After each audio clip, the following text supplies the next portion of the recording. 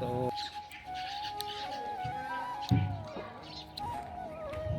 Good morning દોસ્તો, જય શ્રી રામ, જય માતાજી, જય દ્વારકાધીશ બધાને.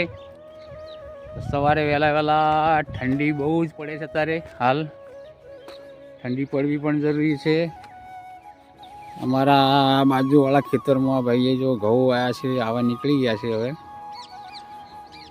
ને આ બાજુ એરંડા પણ જુઓ સરસ છે. હાલ તો ઉપર ઝાકળ પડ્યું છે, ઝાકળ દેખાય છે.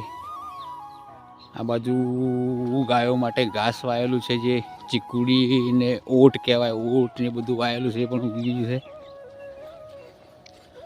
ઠંડી બહુ સખત પડે છે 2-3 દિવસથી તો.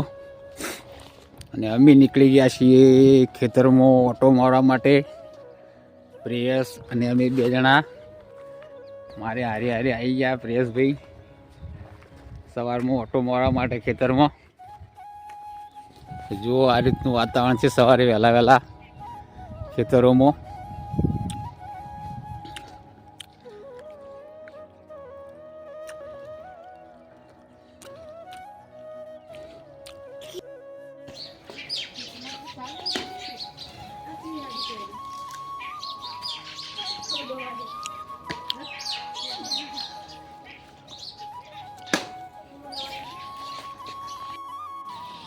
જો આ ધીરુભાઈ અત્યારે વહેલા કસરત કરી રહ્યા છે. લકડા ફાડી રહ્યા, લકડા શિયાળાના લકડા ખૂબ જોવે એ માટે ફાડી છે. જુઓ, તાપણી કરવા માટે, રોધવા માટે, પાણી ગરમ કરવા માટે વહેલા મંડાઈ ગયા. લકડા ખૂટ્યા છે. જુઓ શું કરો ધીરુભાઈ? શેના માટે કાપો છો? ચમ બળદા ખૂટી ગયા? હા, કાપો. જો આ ગાયો પણ ઠંડીની બિચારી બેસી જઈ છે હાલ. આ શકું અમારું વ્યવહાર થઈ ગઈ છે હવે અઠવાડિયું 10 દિવસ ખૂટી છે શકું. જો અમે આયા ગાયોના વાડામાં મુલાકાત કરવા. નહીં, ગાયોના વાડામાં મુલાકાત કરવા માટે આવી ગયા અમે. જો મિત્રો,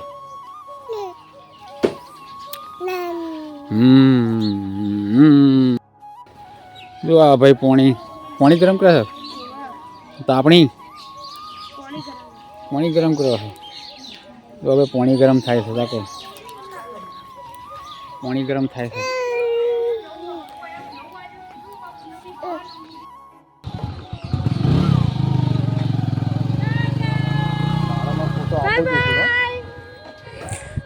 પછી ખેતરમાંથી આ કેટલી નીકળી ગયા. નેહાબનને જવાનું હતું પાલનપુર નોકરી. તો સાસણ સુધી મૂકવા જવું પડે છે, કેમ કે ત્યાં આગળથી અમારા ગામથી સાસણ સુધી કોઈ લગભગ સાધન સવારમાં મળતા નથી. એટલા માટે અમે નીકળ્યા. ચલો સાસણ.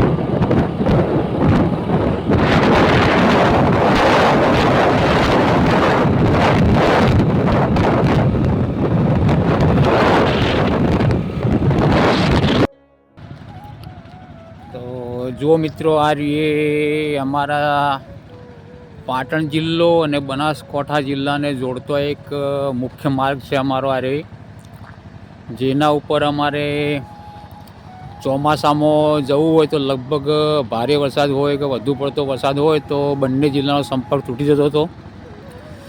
તો એ માટે અહીં એક નવા પુલનું નિર્માણ ચાલુ છે. કામ પૂરજોશમાં ચાલુ છે અને લગભગ આધેયના વર્ષો પછી પહેલીવાર અહીંયા પુલ બનવા જઈ રહ્યો છે. આપ જોઈ શકો છો મિત્રો. તો આ પુલ બનતા અહીં જે ચોમાસામાં જે પારાવાર મુશ્કેલીઓનો સામનો કરવો પડતો હતો બધા આવવા જવા માટેનો, તો એ પણ એકદમ સુગમ અને સરળ બની જશે.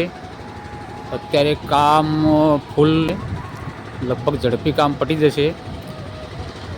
લોકહિતનું કામ સરકાર દ્વારા જે આ બનાવવામાં આવી રહ્યું છે ખૂબ જ સરસ છે અને લોકો માટે ખૂબ જ ઉપયોગી બની જશે અને તકલીફ પણ ઓછી પડશે, સરસ થઈ જશે. આ અહીંયા જો આ રીતે ચાલુ કામકાજ છે મિત્રો.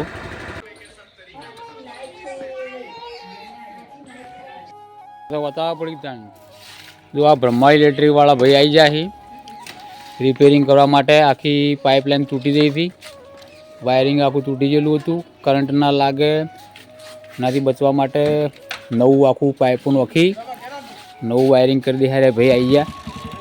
2 દાડોથી ધક્કા ખવડાવતા હતા પણ આજ તો આવી ગયા ખરા બપોરે. જુઓ કામકાજ ચાલુ કરી દીધું ભાઈએ, અશ્વિનભાઈ બ્રહ્મા ઇલેક્ટ્રિકવાળા.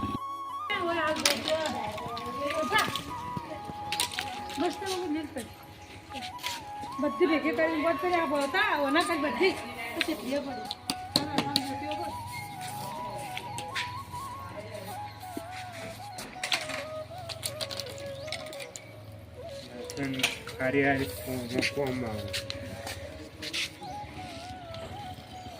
થોડો ખાડો કે હું અંદરથી હારી પાઇપ લઈ લેવી હતી, હું અંદર જ છે.